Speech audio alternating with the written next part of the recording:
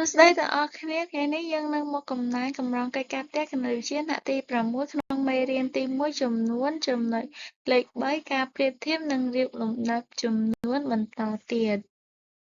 ចំពោះផ្នែកកនេះគេឲ្យយើងធ្វើការប្រៀបធៀបចំនួនគេសួរថាតើចំនួន3,256,401និង3,257,250មួយណាមានតម្លៃធំជាងចឹងសូមសង្កេតមើលថាលេខ3នេះស្ថិតខ្ទង់លានដូចគ្នាស្មើគ្នា2ស្ថិតនៅក្នុងខ្ទង់សែនក៏ស្មើគ្នាដែរ5ស្ថិតខ្ទង់ម៉ឺនស្មើគ្នាដែរ6នេះស្ថិតខ្ទង់ពាន់ហើយចំនួនខាងនេះ7ស្ថិតខ្ទង់ពាន់ដូចគ្នាតែ7ធំជាងនោះមានន័យថាចំនួន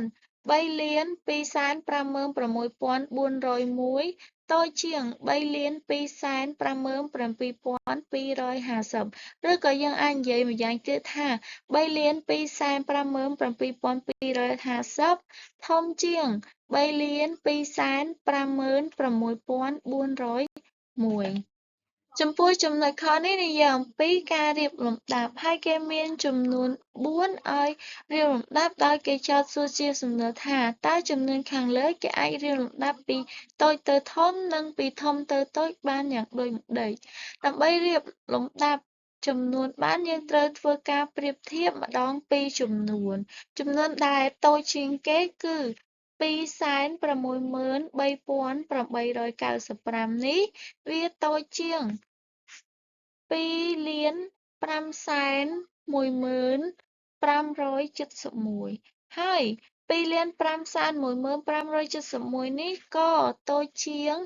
2,530,295ចំពោះ2,530,295គឺតូចជាង2,538,505អញ្ចឹង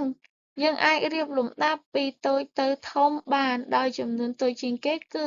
2,638,895បន្ទាប់មកធំបន្ទាប់ពីចំនួននេះគឺ2,511,571បន្ទាប់ពីចំនួននេះគឺ2,530,295ហើយធំជាងចំនួននេះគឺ2,530,805ចំពោះការរៀបលំដាប់ពីធំទៅតូចវិញគឺផ្ទុយពីតូចទៅធំដាក់ចំនួនដែលធំជាងគេមុនគេ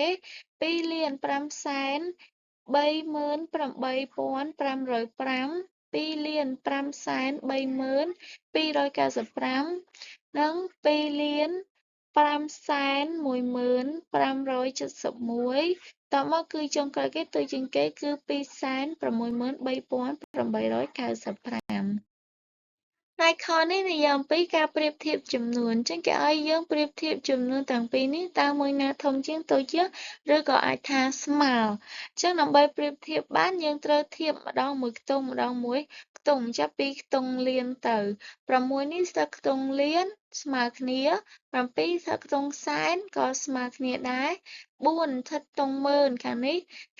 2ក៏ស្ថិតខ្ទង់ម៉ឺនដែរអញ្ចឹងបើ2នេះតូចជាង4ចឹងមានន័យថាចំនួននេះតូចជាងចំនួនខាងមុខចឹងយើងបាន6,743,389ធំជាង6,729,889ខនេះដូចគ្នាផងដែរតើចំនួនទាំងពីរនេះមួយណាធំជាងតូចជាងឬក៏ស្មើជាងយើងអាចប្រៀបធៀបចាប់ពីខ្ទង់ដំបូងគេខ្ទង់លាននេះ8ដូចគ្នាខ្ទង់សែន3ខាងនេះ4ចឹងមានន័យថាខាងមុខនេះគឺតូចជាងខាងក្រោយចឹងយើងអានបានថា8,445,789តូចជាង8,442,121ចំណុចលេខ2នេះគេឲ្យយើងរៀបលំដាប់ចំនួនខាងក្រោមពីតូចទៅធំនិងពីធំទៅតូចហើយចំនួនដែលគេឲ្យមានដល់ទៅ5ហើយដើម្បីរៀបលំដាប់ពីតូចទៅធំឬក៏ពីធំទៅតូចបានតើតើយើងយកចំនួននីមួយៗទៅធ្វើការធៀបគ្នាម្ដងពីរអញ្ចឹងក្រោយពីខ្ញុំធៀបហើយខ្ញុំទទួលបានចម្លើយថា 575,985 គឺតូចជាងគេ ហើយធំបន្ទាប់ពីចំនួននេះគឺ 3,590,137 ធំបន្ទាប់ពីនេះគឺ 3,623,345 ធំបន្ទាប់ទៀតគឺ